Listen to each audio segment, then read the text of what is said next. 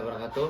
Jadi pada video kali ini kami akan menampilkan video presentasi yang bertemakan tentang perkembangan psikososial siswa. Jadi kami dari kelompok 3 mata kuliah perkembangan peserta didik. Kepada pemateri pertama, kami persilahkan untuk memaparkan materinya. Baik, terima kasih. Assalamualaikum warahmatullahi wabarakatuh. Perkenalkan, nama saya Dikaila Devara Alsyafa. Pada kesempatan kali ini saya akan membahas tentang pengertian perkembangan psikososial. Perkembangan psikososial adalah suatu perjalanan yang melibatkan hubungan antara seseorang dan komunitas sosialnya yang berdampak pada sisi mental dan sosial dari pertumbuhan individu sepanjang kehidupannya. Ide ini mencakup cara individu membentuk jati diri, menjalin interaksi sosial, serta menghadapi beragam masalah emosional dan sosial di setiap fase kehidupan. Selanjutnya, teori perkembangan psikososial. Menurut Erikson, perkembangan psikososial adalah perkembangan persamaan ego. Persamaan ego adalah perasaan sadar yang kita kembangkan melalui interaksi sosial. Maksudnya, perkembangan ego selalu berubah berdasarkan pengalaman dan informasi baru yang kita dapatkan dalam berinteraksi dengan orang lain. Erikson juga percaya bahwa kemampuan memotivasi sikap dan perbuatan dapat membantu perkembangan menjadi positif.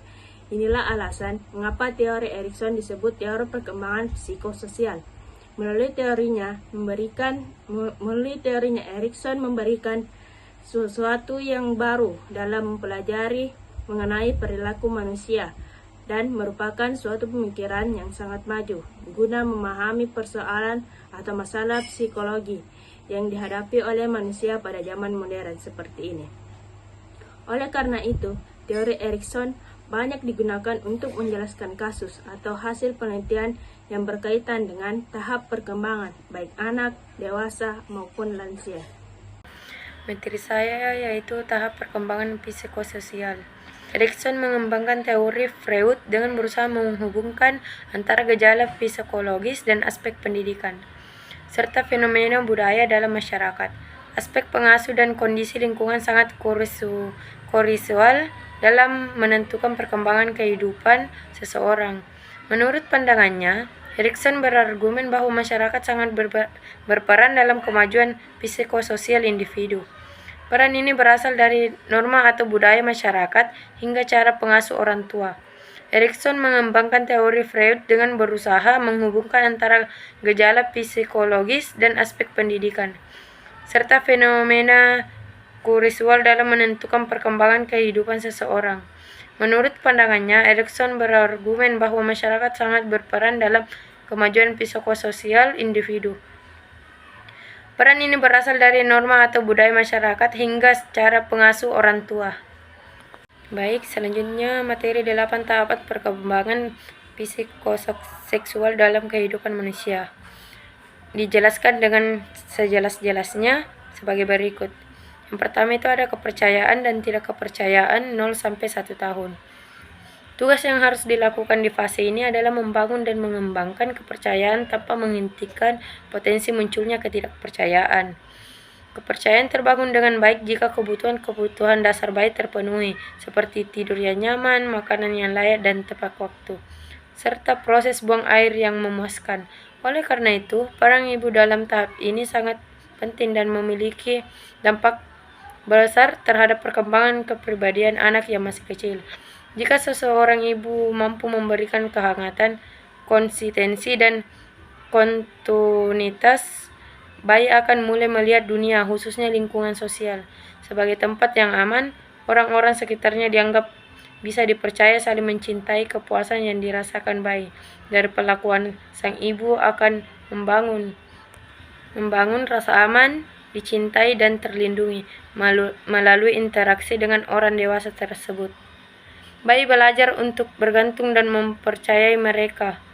Akibat dan kepercayaan ini adalah kemampuan untuk mempercayai lingkungan dan diri sendiri serta kapasitas fisiknya untuk merespon dengan tepat terhadap segala sesuatu di sekitarnya. Assalamualaikum warahmatullahi wabarakatuh. Perkenalkan, nama saya Amin Pratiwi. Di sini saya akan melanjutkan materi tentang 8 tahapan perkembangan psikososial dalam kehidupan manusia. 2. Anatomi fase rasa malu dan ragu-ragu 18 bulan sampai 3 tahun. Masa awal kehidupan anak ditandai oleh kecenderungan antara anatomi dan rasa malu. Seperti keraguan pada fase ini, anak sudah mampu melakukan banyak aktivitas sendiri seperti duduk, berdiri, berjalan, bermain, dan minum dari botol tanpa bantuan orang dewasa. Namun, di sisi lain mereka mulai merasakan malu dan keraguan dalam tindakan mereka sehingga seringkali mereka meminta bantuan atau persetujuan dari orang tua. Tetapi ini anak sudah mampu memperluas pemahamannya untuk membedakan antara yang benar dan yang salah dan memperluas pemahamannya untuk membedakannya. Jika ada penyimpangan dalam pola pengasuh, anak akan memiliki sikap legalistik yang yaitu merasa puas ketika bisa mengalahkan orang lain dan merasa berada di pihak yang menang sehingga anak tidak akan merasa malu atau ragu meskipun penerapannya menurut Alwison cenderung mengarah pada sifat negatif yang tidak mengasihani dan tanpa ampun. Materi selanjutnya yaitu 8 tahapan perkembangan psikososial dalam kehidupan manusia dijelaskan sebagai berikut. 3. Inisiatif rasa bersalah 3-6 tahun. Fase ketiga ini juga sering disebut sebagai tahap genital lokomotor atau fase bermain. Ini terjadi dalam rentang usia sekitar 3-5 tahun, di mana anak seharusnya belajar untuk memiliki gagasan tanpa terlalu sering melakukan kesalahan. Masa bermain adalah fase di mana seorang anak berusaha untuk belajar dan mampu menghadapi tantangan dari lingkungan sekitar, serta mengembangkan kemampuan sambil merasa memiliki tujuan. Karena inisiatif adalah upaya untuk mewujudkan hal-hal yang belum ada, orang tua pada usia ini sebaiknya mendukung anak untuk mewujudkan gagasan dan pemikirannya. Namun semua ini bisa menjadi penghambat jika anak mengalami kesulitan dalam mencapai tujuannya, yang dapat memicu sifat merugikan seperti rasa bersalah dan seringkali akan mengarah pada perasaan menyalahkan diri sendiri atas apa yang mereka rasakan dan lakukan. Ketidakpedulian bisa muncul sebagai efek samping dari pola asuh yang tidak tepat, terutama ketika sikap inisiatif anak berlebihan tetap minim. Saya akan melanjutkan materi 8 tahapan perkembangan psikososial dalam kehidupan manusia dijelaskan dengan jelas sebagai berikut. Yang keempat, produktivitas versus perasaan gagal. Umur 6-12 tahun. Masa sekolah ditandai oleh adanya kecenderungan industri dan ketidakberdayaan. Sebagai kelanjutan dari tahap perkembangan sebelumnya, periode ini melihat anak-anak sangat aktif dalam menjelajahi segala hal di sekeliling mereka. Keinginan untuk mempelajari dan berinteraksi dengan lingkungan sangat kuat, namun di sisi lain keterbatasan kemampuan dan pengetahuan seringkali membuat mereka menghadapi tantangan, rintangan, bahkan kegagalan. Rintangan dan kegagalan ini bisa membuat anak merasa rendah diri. Tahap keempat ini dikenal juga sebagai tahap laten yang berlangsung selama masa sekolah dasar antara usia 6 hingga 12 tahun. Salah satu tugas penting di fase ini adalah mengasah kemampuan untuk bekerja keras dan menghindari perasaan rendah diri.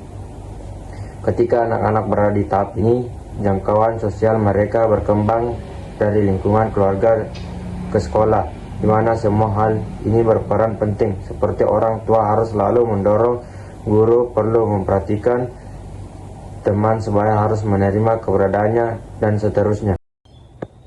Baik, materi selanjutnya yaitu yang kelima, identitas dan kebingungan peran. Umur 12-18 tahun. Tahap kelima berlangsung selama masa remaja, dimulai pada masa pubertas dan berakhir pada usia 18 atau 20 tahun. Pada fase ini, remaja sering mengalami kebingungan identitas dalam persiapan menuju kedewasaan dengan didukung oleh berbagai kemampuan yang mereka miliki. Mereka berupaya untuk membangun dan menampilkan identitas diri yang unik.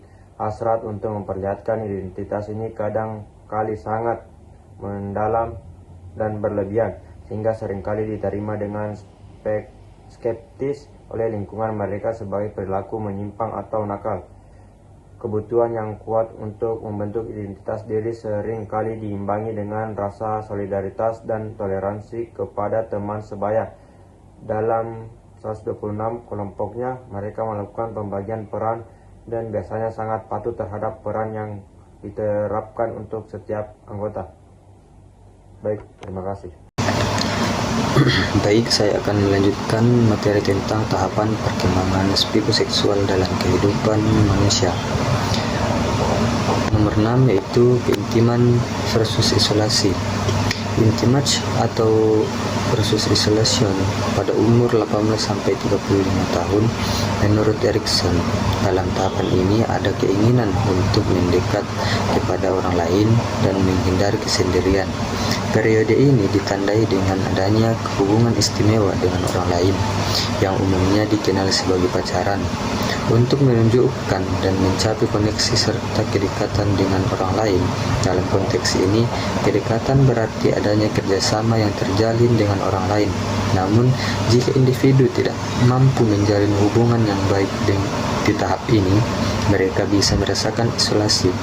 Erikson mengidentifikasi bahwa kecenderungan maladaptif yang muncul selama periode ini adalah sikap acuh tak acuh, di mana seseorang merasa terlalu bebas dan berperilaku sesuai dengan keinginan tanpa memperhatikan hal-hal yang berhubungan dengan hubungan baik itu dengan teman, tetangga, maupun orang-orang yang mereka cintai. Poin yang ketujuh yaitu pengayaan versus stagnasi atau generativity versus stagnation pada umur 35 sampai 64 tahun. Fase dewasa atau parubaya menempati urutan ketujuh yang diisi oleh individu yang berusia sekitar 30 hingga 60 tahun. Dewasa ditandai dengan kecenderungan antara generativitas dan stagnasi. Sesuai dengan sebutannya, pada tahap ini individu telah mencapai titik tertinggi perkembangan kemampuan mereka. Pengetahuan yang dimiliki sangat luas dengan berbagai kecakapan yang dimiliki sehingga perkembangan individu berlangsung cepat. Meskipun pengetahuan dan keterampilan sangat banyak, tetap saja individu tidak mampu menguasai semua kedisiplinan ilmu dan keterampilan, sehingga pengetahuan dan keterampilannya tetap ada batasnya dalam mencapai atau menyelesaikan hal-hal tertentu. Individu mengalami berbagai hambatan. Sekian materi saya kembalikan ke moderator. 8 tahapan perkembangan psikoseksual dalam kehidupan manusia dijelaskan dengan jelas sebagai berikut. Keutuhan dan keputusasaan atau integrity phase despair 60 atau 65 tahun ke atas.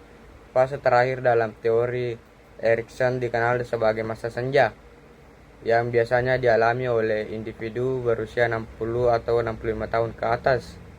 Periode penuaan ditandai dengan adanya kecenderungan antara integritas ego dan keputusasaan. Pada titik ini, seseorang telah membangun 15 integritas atau kesatuan diri, di mana semua pengalaman dan pembelajaran yang dilaluinya menjadi bagian dari identitasnya. Meskipun individu telah memiliki kestabilan, faktanya usia yang semakin menua seringkali menggoyahkan kondisi tersebut. Ada kemungkinan ia masih mempunyai beberapa hasrat atau sasaran untuk dicapai. Namun karena faktor usia, peluang untuk mewujudkannya sangat minim. Di tengah situasi ini, individu merasakan keputusasaan. Motivasi untuk berprestasi masih ada, tetapi penurunan kemampuan akibat berubahnya usia seringkali menekan semangat itu, sehingga keputusasaan kerap kali menghampirinya. Materi selanjutnya yaitu peran keluarga terhadap perkembangan psikologi anak.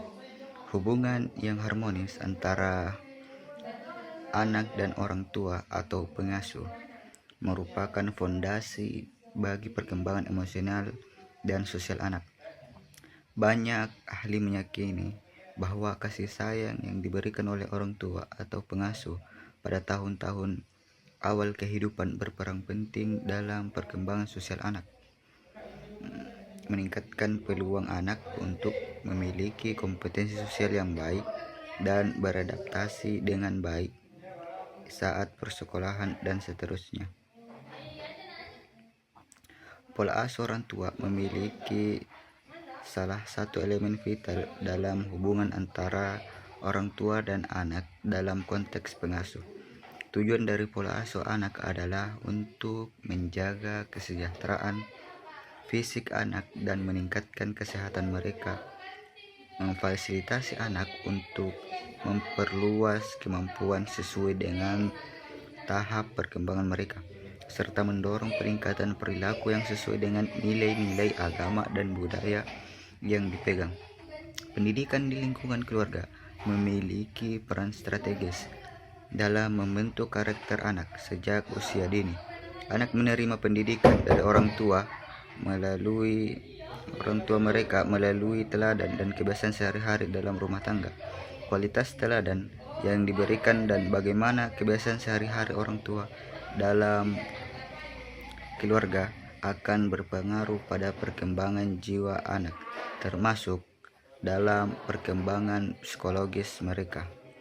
Baik, terima kasih kepada teman-teman pemateri yang sebelumnya. Kemudian sebagai kesimpulan pada materi kami yaitu perkembangan psikososial adalah suatu proses yang rumit dan berkesinambungan yang melibatkan interaksi antara individu dan lingkungan sosialnya. Teori yang dikemukakan oleh Erik Erikson menyatakan bahwa setiap orang melewati 8 fase perkembangan, di mana masing-masing fase tersebut presentan tantangan dan krisis yang perlu dihadapi, mulai dari tahap kepercayaan pada masa bayi hingga pencarian integritas saat usia tua. Setiap fase mempunyai peranan penting dalam membentuk identitas dan karakter seseorang. Keberhasilan dalam menghadapi konflik di setiap tahap akan berpengaruh positif pada kesehatan mental dan kemampuan individu untuk beradaptasi dalam masyarakat. Memahami perkembangan psikososial sangat penting tidak hanya dalam ranah akademis, tetapi juga memiliki dampak yang dihadapi oleh anak-anak dan remaja dalam setiap fase.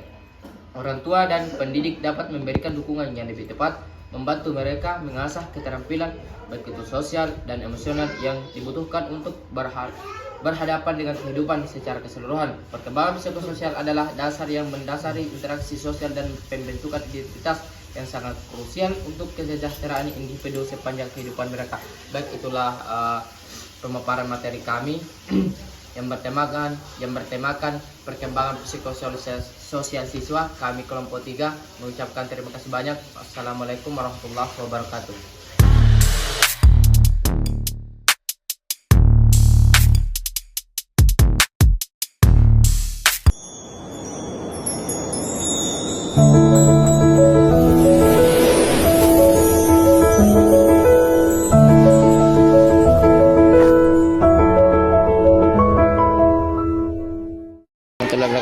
Jadi sebelumnya itu perkenalkan kami dari mahasiswa UNM angkatan 2024. Jadi tujuan dan maksud kami ke sekolah ibu untuk memenuhi tugas dari mata kuliah perkembangan peserta didik. Jadi adapun tugasnya itu yang bertema menganalisis perkembangan psikososial siswa. Jadi ada beberapa pertanyaan ini terkait dengan mental siswa, emosi, kemudian perilaku siswa. Jadi kita masuk ke pertanyaan pertama, Bu. Jadi yang pertama itu bagaimana perilaku siswa terhadap guru pada saat di kelas? Baik, saya akan memperkenalkan diri ya. Saya akan memperkenalkan diri. Saya di sini guru olahraga SD Impres Bantai Batang 1. Saya namanya Sandy Miratna dan saya juga lulusan alma mater dari Universitas Negeri Makassar. Ya, tahun 2007. Lulus 2011. Nah, saya di sini sebagai guru olahraga sudah kurang lebih 10 tahun. Ya, 10 tahun. Ya, 10 tahun. pertama saya di SD Impres Tidung, kemudian pindah ke sini. Mungkin itu perkenalan dari saya. Iya, baik. Kemudian menyangkut pertanyaan tadi, bagaimana sikap siswa ya? Iya. Sikap siswa dengan gurunya di dalam kelas. Menurut saya sikap siswa di dalam kelas itu ya, sebagai anak-anak kita harus menuntun mereka ya, mereka sopan, mudah berinteraksi dengan gurunya. Kalau misalkan ada pertanyaan-pertanyaan atau kegiatan-kegiatan di dalam kelas, mereka aktif. Ya, mungkin itu. Kemudian selanjutnya Bu, tentang strategi, bagaimana strategi seorang guru hingga dapat mendukung perkembangan psikososial siswa. Kalau bagi seorang guru itu untuk mendukung psikologi anak-anak peserta didik ya, kita harus melihat dari perilakunya dulu, bagaimana perilakunya, apakah dia sopan, apakah dia kurang. Kalau misalkan ada yang kurang, kita panggil face to face. Ya, kita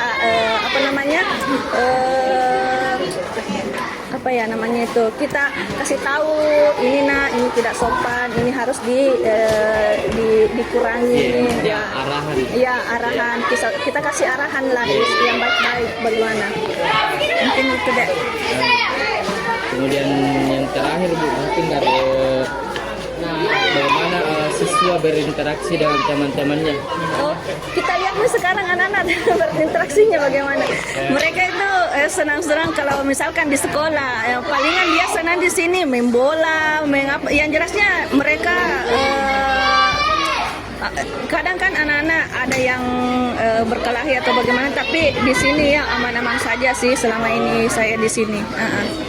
Mungkin itu saja Bu, terima kasih atas kesempatan dan waktunya yang diberikan kepada kami. Iya. Kurang lebih dari waktu, mungkin cuma itu Bu. Iya. Oke.